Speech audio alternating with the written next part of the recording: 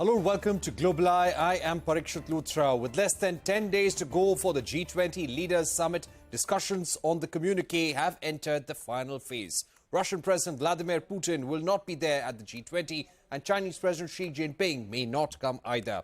The Chinese side may be represented by Chinese Premier Li Qiang.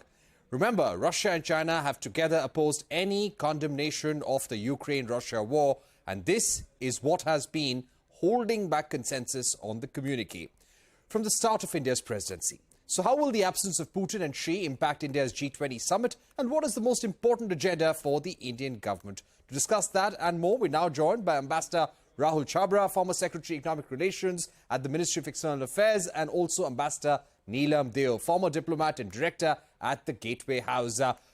Thank you very much for joining us, Ambassador Chhabra and Ambassador Deo. Ambassador Chhabra, let me begin by asking you, how do you think the absence of Putin and Xi will impact working of the G20 Leaders Summit, the consensus across different sessions? Good evening, Parikshit. Thank you for having me on your show. Firstly, the absence will sort of affect the optics. It's not really going to affect the consensus, because the consensus building has been in position for the last several months, and we have sort of reached a consensus on virtually every aspect except the aspect that you mentioned.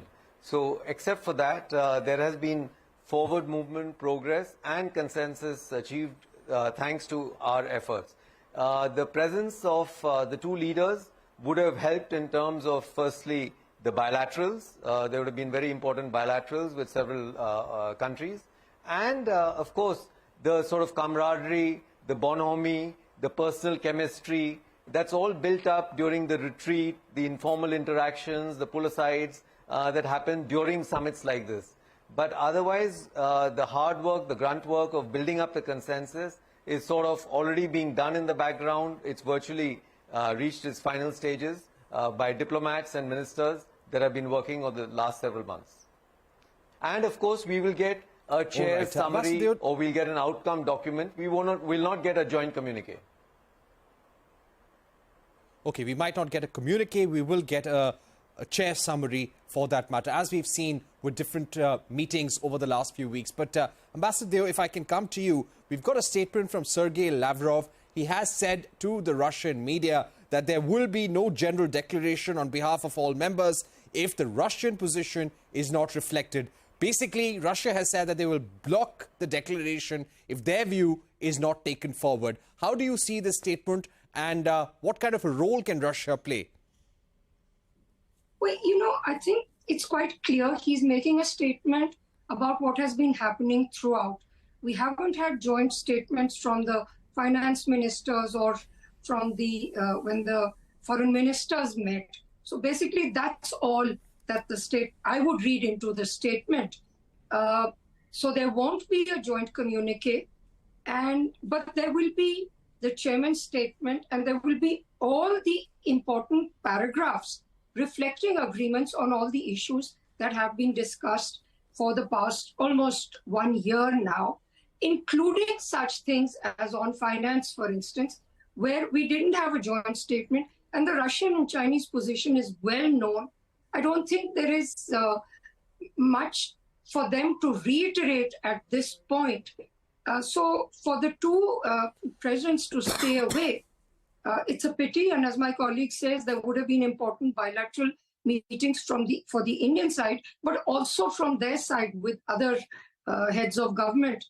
But perhaps they decided that they would have faced too much criticism to want to take it in their face, so to speak.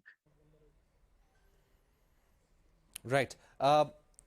Ambassador Chhabra, returning to you, when it comes to the role of China, and Kristalina Georgieva, the IMF chief, had earlier said that China has to be on the table when it comes to crucial decisions impacting the global economy, including debt restructuring, multilateral development bank reform as well for the future. When Xi Jinping is not there, yes, most of the groundwork on the communique, on the declaration or the chair summary, that's already been done. But do you think that China could throw a spanner in the works when it comes to a common framework on debt restructuring or, for that matter, on multilateral development bank reform or climate financing? The fact that he's there or not there is really not the issue, because delegations, when they debate, and these things happen all in the background, they happen prior to the leaders' meeting. So when a leaders' meeting actually take place, they aren't actually sorting out issues like this face to face. And when the delegations are there, they're getting the instructions, the guidance from the leaders. So the leaders are fully in the picture of how things are moving. So if this was not going to take place or things were not going to evolve, it's not because he's not there.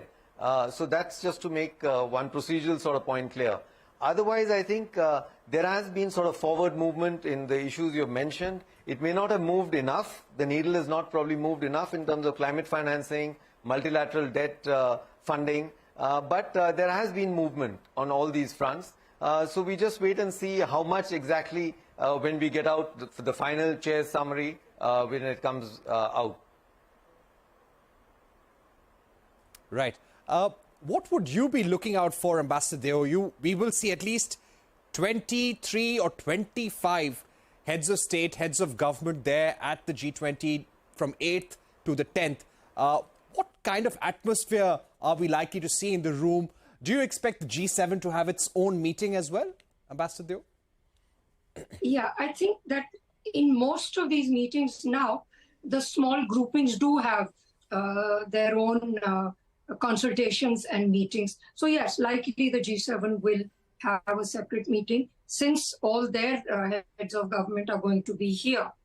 That will be quite important. But I think that is what happens in every G20 for the past couple of years. You know, in some ways, I think maybe, there are areas where the Chinese cannot obstruct. For instance, IMF restructuring. China is a very important voice, but it's still less than 6% of the vote.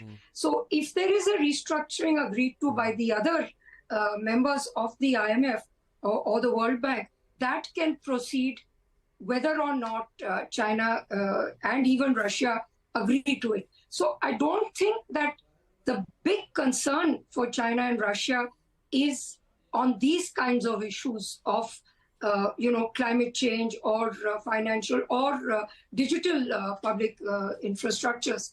Their concern is that, and they have been saying it repeatedly, that this is not the forum for political issues. That is, in a way, infructuous now. There isn't going to be an agreed communique. There will be a chairman's statement, and more in the chairman's statement also, it is clarified that some delegations did not agree to this wording or agree to that wording. Right. All right. Ambassador Chhabra, returning to you, when it comes to India's key priorities, what is the one big thing that India would like to achieve in those 3 days, 8th, 9th and 10th, 9th and 10th being the substantive days?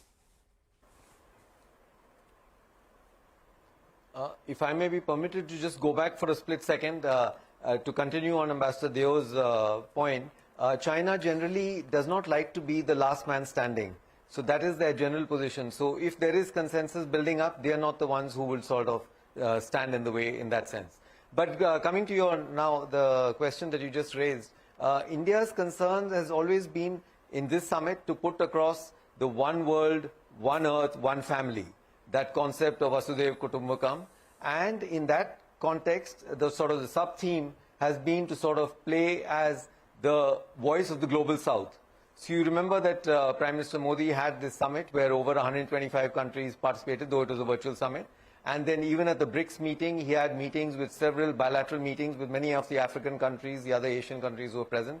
So he got a good feel of what the global south wants, what is our desires. That is basically food, security, fuel, fertilizers, climate finance, circular economy, sustainable development. So India has been putting all these issues on the table, which has not been really done ever by the G20 before.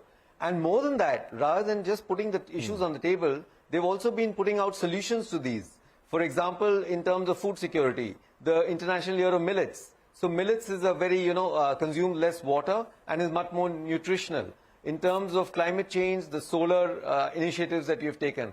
In terms of climate financing, the different types of options that are available, carbon taxes, green bonds, catastrophe bonds, public-private partnerships. So you've got to be able to raise money, raise funding on all these ways, but also raising awareness, continue to raise awareness in the COP about what the developed world has committed and has not delivered yet, the $100 billion annual commitment that they have done for climate change. Right. Ambassador Deo, my final question to you. Ukraine wanted President Zelensky to participate in G20. There were representations from the Ukraine government to have Zelensky be invited. India said that the list of invitations has already gone. It's all done with. We did not invite Zelensky. But do you think the G7, when it meets at their own level, could consider some sort of intervention, some sort of representation from Zelensky, from Ukraine, at least at the G7 level, to show solidarity? The G7 has gone out of its way to commit itself to Ukraine. So I think they may do anything. I mean, all G7, European Union, NATO, all of these meetings now begin with declarations of undying fealty to Zelensky of Ukraine. I hope they won't do something that is disruptive and that takes away attention from all the things that have been agreed to and all the things that are actually in many ways more important, not only to the global south. For example, India has suggested that we invite the African Union to join the G20, the way the European Union is represented or the IMF, etc., are all participating. I think that's really important, given the fact that right now, Africa is top of the agenda for the United States, for China, certainly for India, it's been important for a while. So I do hope that the G7 will not do something to embarrass the host. And actually, I don't think they will. But could they? Yes, but they could only invite to one of their own gatherings, which they have been doing ceaselessly for the last year and a half. Right. All right. Ambassador Deo, thank you so much for joining us. And I'd like to thank Ambassador Chhabra as well for joining us on this very interesting discussion, looking ahead to that mega G20 meeting that will take place in the national capital. Over 10,000 delegates expected, a huge challenge in terms of protocol, security and logistics for the Indian government. But they tell us they are prepared, 99%. We're going to take a short break on that note, but when we return, we will get you a conversation with Harshvardhan Shringla, the Chief Coordinator for India's G20 presidency, on the state of preparations, what to expect, and India's core priorities.